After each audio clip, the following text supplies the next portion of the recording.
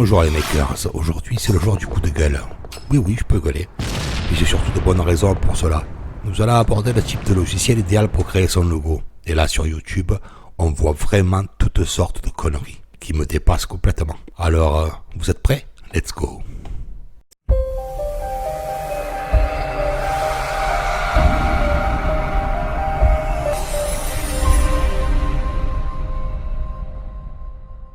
Bonjour, je suis Fred de la chaîne C'est moi qui, la chaîne qui motive votre imagination et qui travaille à domicile.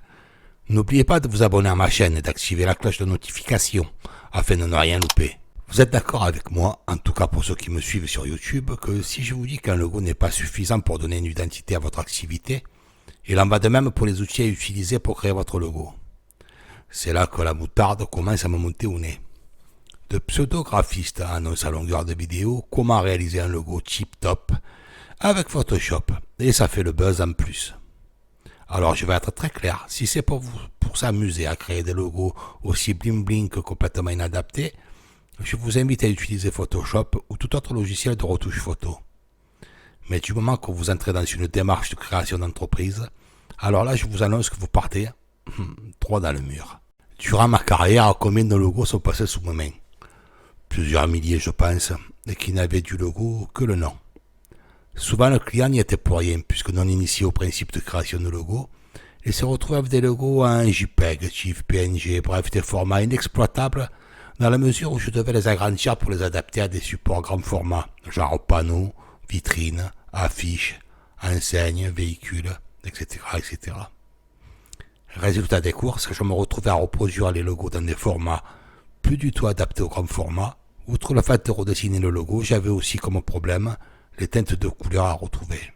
Un web designer débutant ou un salarié inspiré, voire même un entrepreneur désinformé, ne pense jamais à la déclinaison de leur logo sur des supports autres que cartes de visite, sites internet ou flyers. Or, un logo pour le web est complètement différent au niveau contraintes techniques qu'un logo pour le print. Et pourquoi donc? Vous aimeriez le savoir? Je vous explique. Il existe pour simplifier la chose les images bitmap et les images vectorielles. Je reviendrai dessus ultérieurement pour vous expliquer la différence. Pour les logos web créés en bitmap, la résolution optimisée est souvent de 72 ppp ou dpi en taille réelle avec le mode colorimétrique pour écran appelé RVB, le nuancier rouge vert bleu qui tient compte de la lumière de votre écran. Pour les logos print par contre, créés en bitmap, la résolution optimisée est souvent de 300 dpi, avec le mode colorimétrique adapté pour une sortie papier en quadri, ou CMJN ou autre standard tel que Pantone pour ne citer que celui-là. Comme cela est du bitmap, l'agrandissement doit être conséquent pour assurer une impression grand format. Et là, force est de constater que l'image du logo est rarement propre, au sens qu'un effet de pixelisation apparaît et nuit à l'ensemble du document.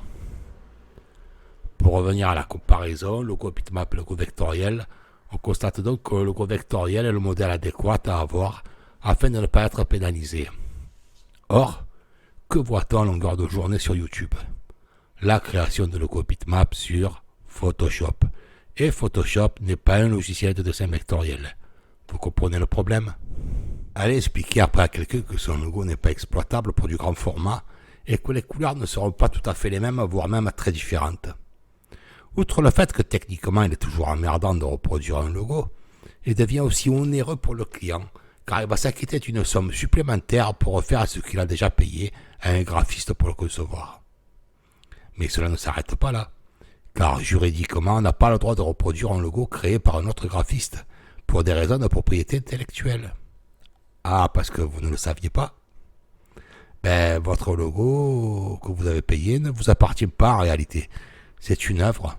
Même si vous réglez les droits d'exploitation de ce logo, il sera toujours la propriété du créateur. La seule chose à faire est donc de régler les droits de cession afin d'avoir les fichiers de base aux fichiers sources, mais cela implique donc que votre logo vous coûtera bien plus cher. Et dans la majorité des cas, un graphiste ne vous vendra pas ces fichiers sources. Les seules possibilités sont de demander au graphiste qui a créé votre logo de bien vouloir vous fournir un logo taille réelle ou à une échelle exploitable, toujours en 300 dpi notamment, pour ce qui est du print, pour pouvoir l'adapter sur du grand format. Autant dire, vous lui demandez de vous fournir un fichier pouvant dépasser 1 giga d'espace. Et cela, bien entendu, vous devrez le payer. Les problèmes que vous pouvez rencontrer dépendront de la qualité et du professionnalisme du graphiste, qui lui devrait avoir toujours votre logo en fichier source. Sauf qu'il m'est arrivé maintes et maintes fois que le graphiste n'avait pas anticipé pour X raison la possibilité d'agrandissement du logo.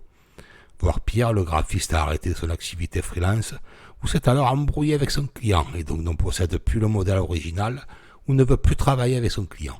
Que dire alors du copain qui bidouille en informatique et qui vous a pondu un logo sur Publisher, PowerPoint, Paint ou tout autre logiciel fantasy et qui a un fichier source de piètre qualité, car vous lui aviez demandé au départ de créer un logo pour votre page web, votre carte de visite, votre en-tête de facture.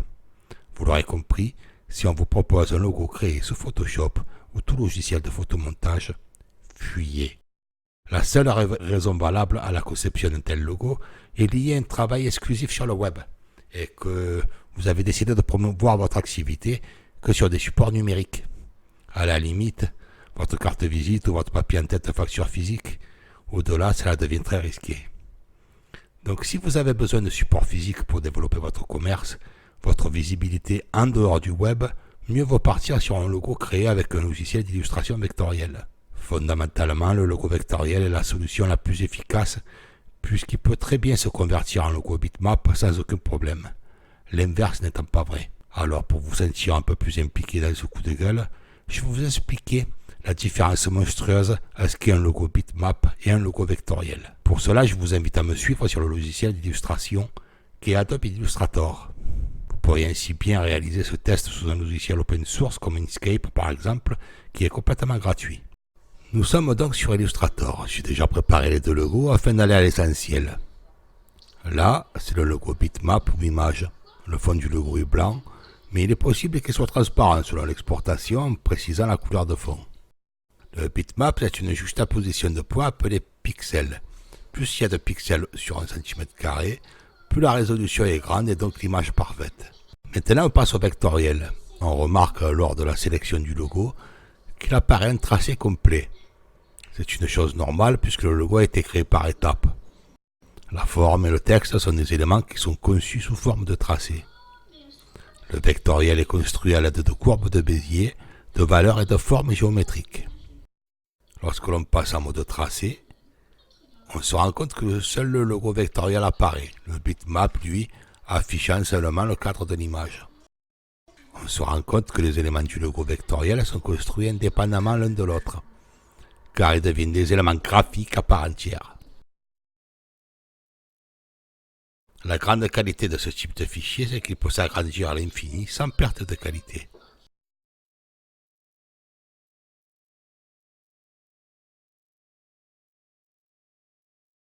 Comme vu précédemment, l'agrandissement du logo bitmap rend l'image catastrophique avec des effets de crénelage et des effets de pixelisation carrément dégueulasses. Vous venez de voir par vous-même donc l'erreur technique numéro 1 à éviter lors de la conception de votre logo. Maintenant, laissez-moi vous présenter l'offre C'est moi qui, formation identité visuelle pour entrepreneurs. Pour vous rassurer un peu, je ne vous propose pas de faire une formation pour devenir graphiste, mais par contre, je vous donne dans un premier temps la méthodologie pour réaliser le logo parfait, le vôtre. Ensuite, vous apprendrez à le créer vous-même grâce à un suivi et surtout des conseils, trucs et astuces efficaces pour le concevoir assez rapidement et de manière optimale. Il n'y a pas de recette miracle ou de secret protégé des dieux, seulement une méthodologie et un peu de curiosité. Mis à part la création de votre logo, vous apprendrez par la suite à décliner toute une identité visuelle cohérente avec l'image que vous souhaitez donner et qui sera surtout conforme au marché que vous visez. Les avantages de cette formation en cours de préparation. Tout d'abord, c'est l'autonomie. Vous pilotez de A à Z votre identité visuelle. Économie. Vous n'avez plus à payer un pro pour créer votre logo ainsi que la charte graphique. Juridique aussi. Votre logo et votre identité visuelle vous appartiennent pleinement. Sans parler du gain de temps, par la suite vous aurez le choix de déléguer ou non votre identité sur des coups ponctuels en donnant les consignes précises qui vous feront gagner un temps incroyable. L'assistance, vous serez suivi, testé, évalué et conseillé durant votre formation. Et enfin la fierté, pour se réaliser dans son travail, même si l'identité visuelle n'est sûrement pas votre activité principale, elle est source de fierté et favorise la confiance en soi. Vous pourrez même conseiller un ami qui débute et l'aider, si vous avez le temps, à créer lui aussi son logo par exemple. Maîtriser sa communication est une arme majeure dans le monde du business, ne l'oubliez pas.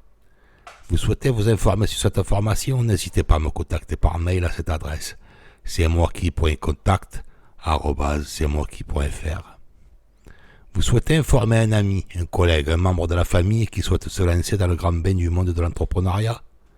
Pas de souci, partagez cette vidéo, profitez aussi de liker et surtout de vous abonner à ma chaîne en activant la cloche de notification afin de ne rien louper. Pour info, un concours est lancé pour permettre à 3 abonnés qui seront tirés au sort de gagner cette formation, ce qui est une offre inratable pour celui ou celle qui souhaite démarrer avec 0 € de budget.